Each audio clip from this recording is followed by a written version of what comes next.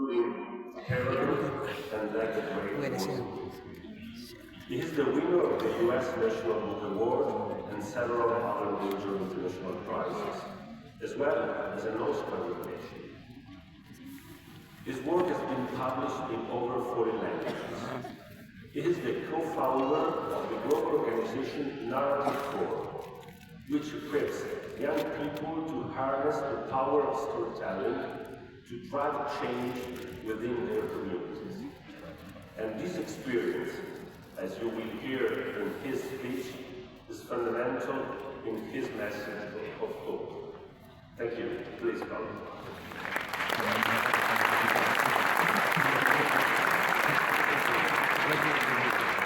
Thank you, Mark.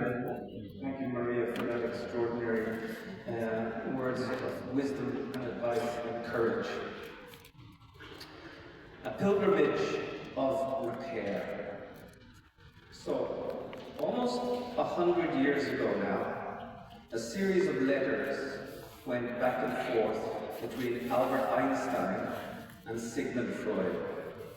Einstein, the scientist, the father of relativity, was interested in the theory of everything. And Freud, known as the father of psychoanalysis, was interested, as you know, in exploring the brain and the body. Together, Einstein and Freud were the bellwether minds of their times. But a curtain of darkness had descended around the world. Europe had emerged from one devastating war, and although these two eminent scientists didn't know it for certain, the world was on the cusp of another disaster. Einstein wanted to explore humanity's, quote, lust for hatred, and so he wrote to Freud to ask him if he thought it might be possible to guide the psychological development of man so that it can become resistant to the psychoses of hate and destruction, thereby delivering civilization from the menace of war. A big, brave question. How might we deliver civilization from the rubble of war, and perhaps even in the process cultivate an idea of world peace? Now, when Freud replied, he told Einstein, sadly, that all his life he had been telling people truths that were difficult to swallow.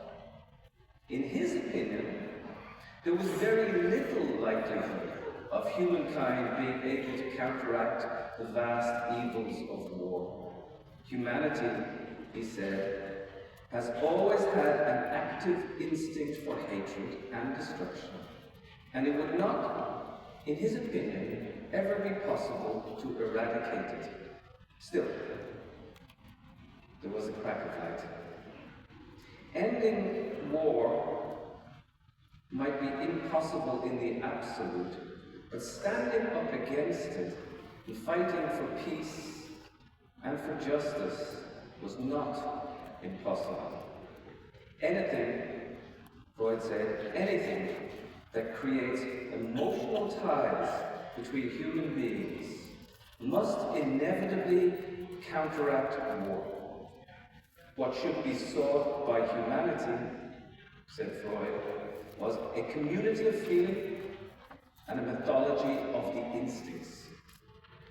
A community of feeling, a mythology of the instincts, what we might call today a story, or what we might also call a parable.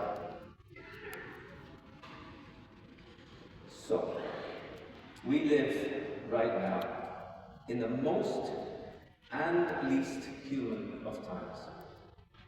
On the one hand, we have made spectacular leaps forward in science, in medicine, in art, and in technology. We have instant access to one another. We can recognize the texture of each other's lives from great distances. Our phones work most of the time. Our switches work, our taps work, our satellites work, our medicines work. The machines of our lives blink on and off constantly. Yet on the other hand, and at the exact same time, we are living through the aforementioned epidemic of loneliness and isolation. So often we refuse to listen to one another. Our curtains get drawn across, our windows get closed. We create divides between one another. We refuse to cross the street to help. We remain rooted in our own narrow canals of certainty. We tumble into the anonymity of our machines. And the tiny spaces that exist between one another grow wider and wider with every tick of the clock. The tension stretches the endpoints. It stretches and it stretches and it stretches until the snap occurs and the times break, like Maria said. Almost a whole century on from Einstein and from Freud, we are still asking ourselves the same questions. How do we avoid the wars that threaten to annihilate us? How do we counteract the effects of climate change? How do we ease the great geographic pressure of migration? How can we deal with issues of identity and issues of belonging?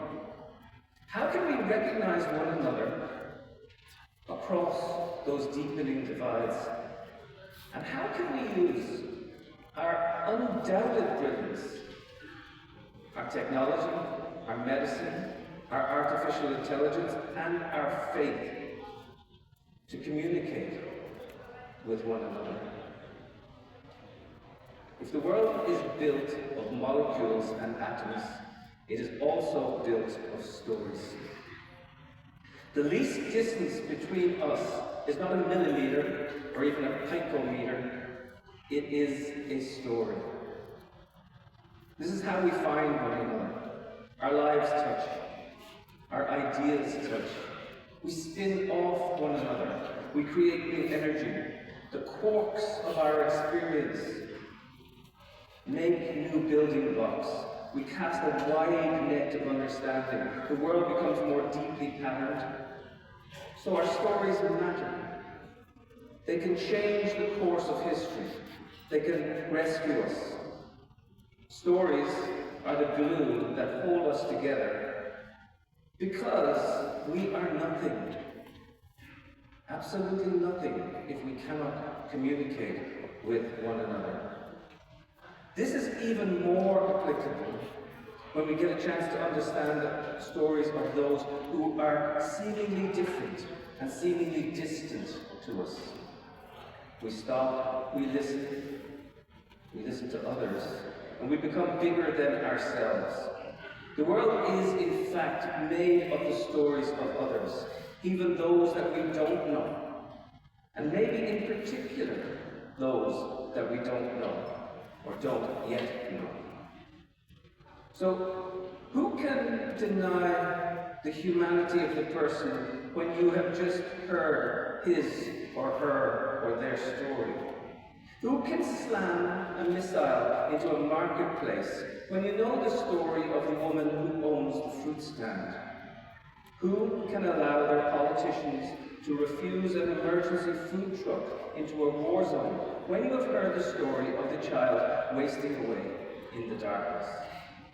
And who is going to be able to close the border gate on the wheelchair-bound boy who's traveling for a life-saving treatment? Who?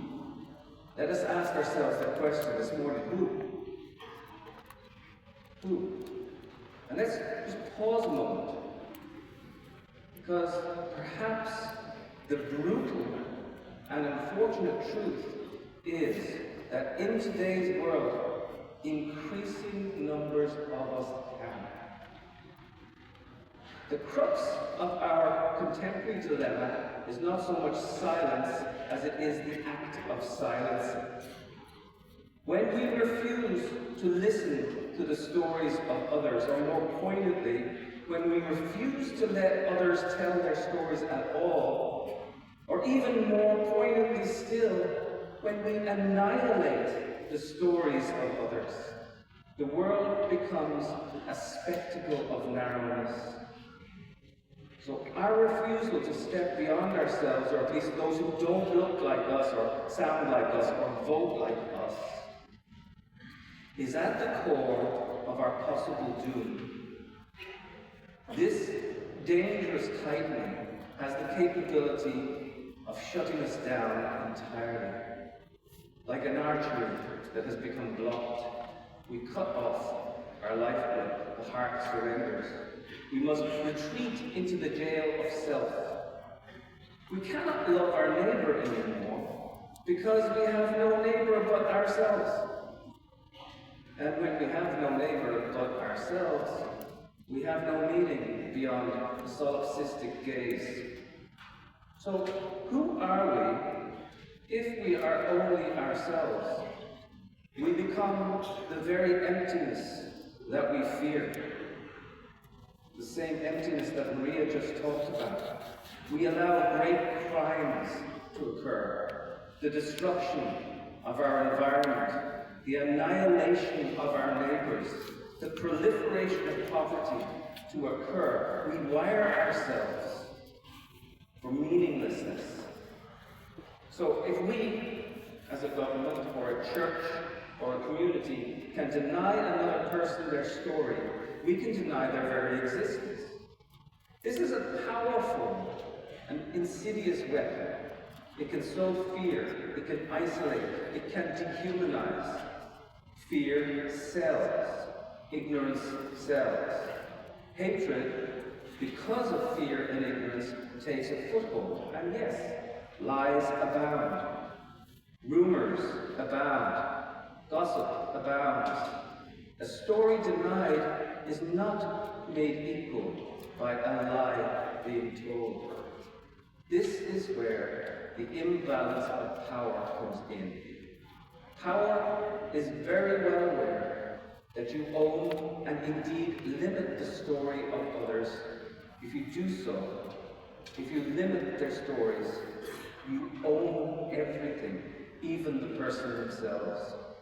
The true story of our neighbors, nuanced and contradictory and intensely human, gets lost.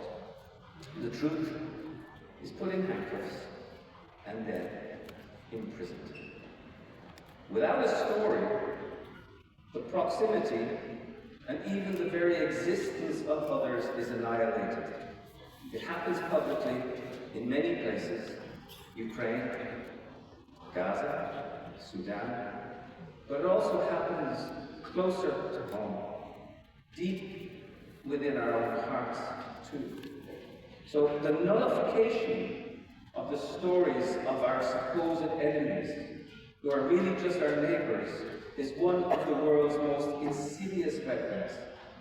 Our lack of access to the nuanced and meaningful stories of other people, along with the refusal to create places where we can listen, is one of the greatest dangers that we face today. So, if we live in broken times, what is the new theme? Well, the new theme must be repair. And how do we repair what is obviously broken? Einstein's opinion was that some healing would come about in the form of world government. Out of this, organizations like the United Nations were born. His idea was that world leaders would be able to guide us towards some sort of coherence. But beautiful as it was, it has not worked in the way we would have wanted. So much good has come from these global bodies, but we still find ourselves at the deepening coal face of doom. The approach in decades gone by has to be to treat power from the top down. Our leaders pressed their ideas upon us from above. Decisions were made at the highest level and filtered down through a hierarchical structure. At the time, and still today, it was usually assumed that our leaders, and our technology leaders as well, had our best interest in mind. But we live now in an age that recognizes the principle of emergence. The theory of emergence states that a multitude of any number of tiny things, neurons, bacteria, ants, people, can exhibit properties way beyond the capability of one individual. Flocking birds, for example, can display emergent qualities, wheeling across the sky in seamless formations. Honeybees become so much more startling when they work in unison. Groups of people, like us, can possess intelligence, or indeed our own stupidity, far greater than the sum of its parts. So, storytelling too can exhibit the possibility of emergence in this fractious day and age. And sharing our stories alongside listening to the stories of others might be one of the things that can save us. So, storytelling and story listening is a call to action. It is indeed a form of prayer. At Narrative 4, the global non-profit organization which empowers young people to create change through storytelling and story listening, we have found a simple formula to initiate change. You tell my story, I tell yours. In the first person, face to face. Not a didactic story, but a personal story. Not something designed to make an argument, but something that stirs your heart, stirs your soul. A parable, if you will. Something that accesses the truth without being declarative. Something that is humble. Something that is kind. Something that bows its head. Something, or rather someone, who listens. We have run the Narrative 4 program in Ireland, Mexico, United States, Nigeria, South Africa, Italy, and dozens of other countries around the world. So, this change, it begins in our classrooms. Because what happens in our classrooms happens for the rest of our lives, and then it moves from the classrooms outward, across the city, across the country, across oceans, building a latticework of connection. Young people soon realize that in personal storytelling, we are so much more alike than we are different. In doing this, we dwell not only in somebody else's story, but we hear our own being told back to us. And in the process, this simple but astounding process, we recognize one another's common humanity. In his message for the 54th World Communications Day, Pope Francis wrote, "Amid the cacophony of voices and messages that surround us, we need a human story that can speak of ourselves and of the beauty around us. A narrative that can regard our world and its happenings with a tender gaze. A narrative that can tell us that we are part of a living and interconnected tapestry. A narrative that can reveal the interweaving of the threads which connect us to one another." Look around. Just for a moment, look around right now. And feel how we can, with a tender gaze, be connected to one another. The act of listening generously and the act of telling generously bolsters our very notions of peace, equality, democracy, and understanding. Stories can lead to action, which can lead to change.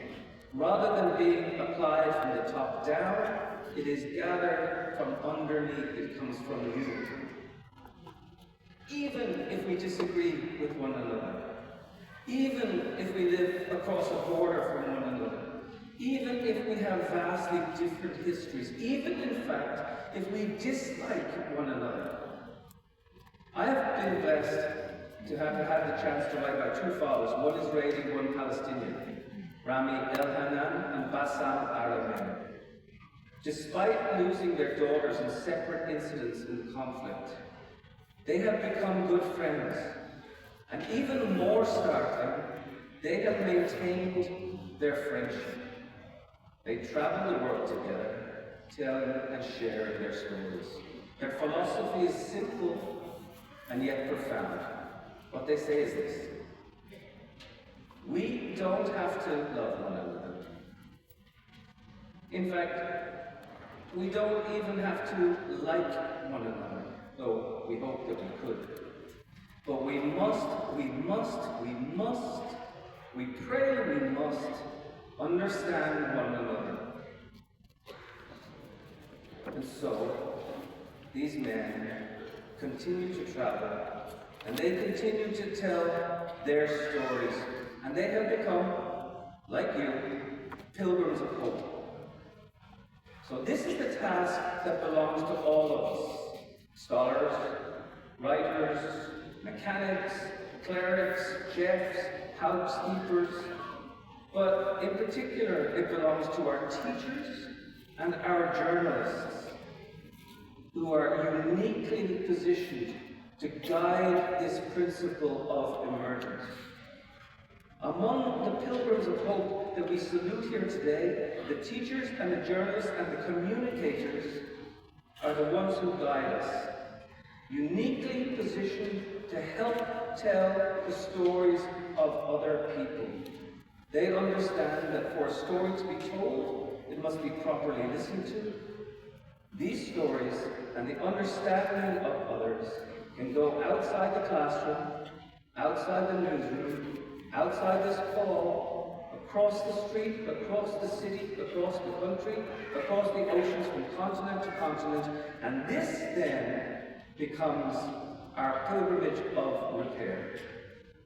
A community of feeling, a mythology of the instincts.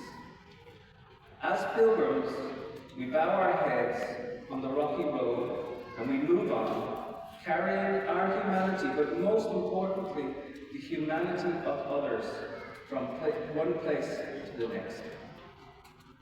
Now, if all of this has the sound of a clarion call, then so be it. It is a clarion call. We live in very dangerous times. We cannot afford to ignore the stories of others. Will storytelling and story listening save the world? Possibly, possibly not. But it certainly will, at the very least, allow a ray of light and understanding. And where there's one ray of light, we all know, there's a possibility of many more. Collaborating, working together, until at least a portion of this darkness is pierced. So, simply, at first, being interested in one another is a triumph. I ask you again just to turn around a moment and look at one another. Being interested in one another and the person that you don't know is a triumph. Imagine how many triumphs can come about when we learn to understand and like, or maybe even love one another. Ordinary people with our ordinary stories and our ability to connect. The shortest distance between being an enemy or a neighbor is a story. Now, the cynics will say that we are wrong. They will say that we're naive and that we're sentimental. But on the contrary, perhaps it is naive and sentimental to refuse hope. Cynics live in the clouds of their own understanding. They refuse to take a pilgrimage to elsewhere. They stay where they are, they close the curtains, they shut down the GPS on their own imaginations. Does this mean that we should isolate the cynics and pass them along the way? No, of course not. On the contrary, we must embrace them with hope. Listen to them. Bow our heads, share our stories, listen to others, find common ground, and then move on in the hope that we have left some healing behind. And finally, in this exponential age, as the brokenness multiplies, the fundamental essence of repair is that we need to know one another. To know one another, we need to listen, and we need to communicate. After listening, we need to understand, and then, respectfully and joyfully and courageously, we can begin to initiate change. May the Lord bless and save you all. Mila Briggs.